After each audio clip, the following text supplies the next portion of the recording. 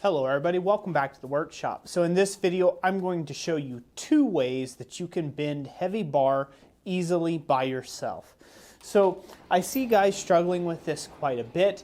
They'll get something, maybe they bit off a bit more than they can chew or a bit more than what their shop capabilities are for their own purposes. And I've done this many a times myself. And how do you take and bend big, heavy, thick sections of material if you overshot too big for your britches? Well, these 2 methods have been around for a while, and basically you want to use the mass of the bar against itself. You need 2 things. You either need leverage or you need weight in kinetic energy to take and move a large piece of material. So I'm going to show you the first method here with the weight method, and this is just going to be simply, we're going to come out from the fire and we're going to slap it on the horn of the anvil. Now that sounds silly, but it'll make sense here in just a second. So you want to make sure you move stuff out of the way, and then we're going to take and hit not the hot part on the anvil, but just past the hottest portion on the anvil, and watch what happens with the end. It'll bend itself. I've got a piece of 1-inch round bar or 25 mil round, and we're going to take and put a big bend in this section.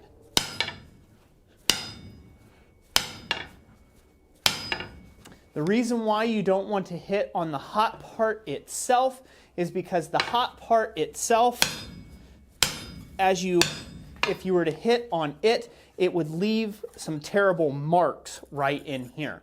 So as you can see, we've got that bent at almost a right angle or a 90-degree bend within just 1 heat. No big deal, didn't need a striker, and we basically did it by ourselves.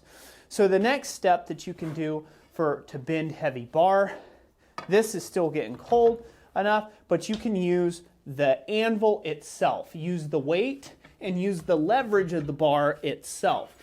Now this comes with a drawback, a little bit of a drawback, because once you get it down, say in the anvil hardy hole, it takes a little bit to get it back up and out if you feed too much at once. So that's the second way. You can use the weight of yourself in the leverage of the bar to take and get this bent. I'm going to stick this back in here.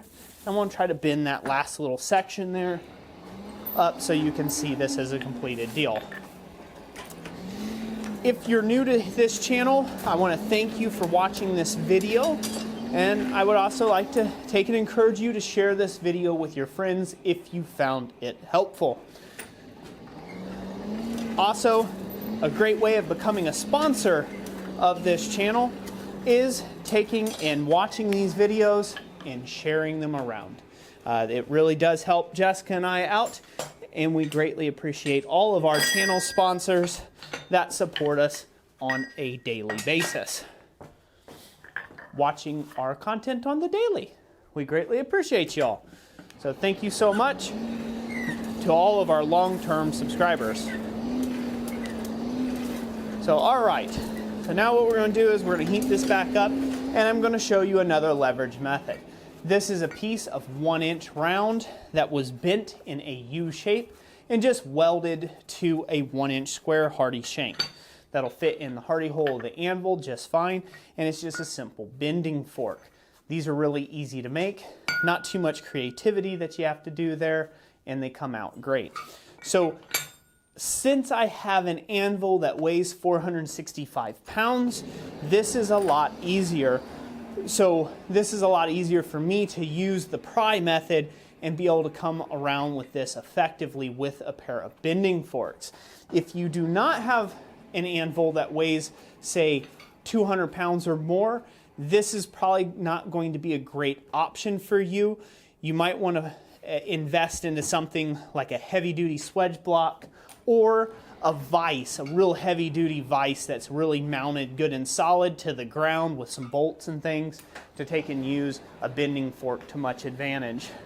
The reason for that being is if you're applying a lot of force as you're bending this around, most likely you're going to shift your anvil around unless it's bolted down pretty good and solid.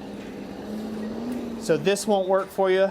That's why if you stick it into the hardy hole and you bend down, even though that has some limitations on the bending end of things, it's harder to tip an anvil than it is to spin an anvil. So that's the reason behind the bend. So now we got this good and hot again. I'm gonna put it out here, and now we're gonna go into the bending fork. I want to get my light out of the way here. And now I'm just going to use my bending fork and use the weight of my body to bend this piece right on around. Now it's bending where I don't want it to bend, so I just have to tighten this loop up a little bit, and we'll have to adjust it.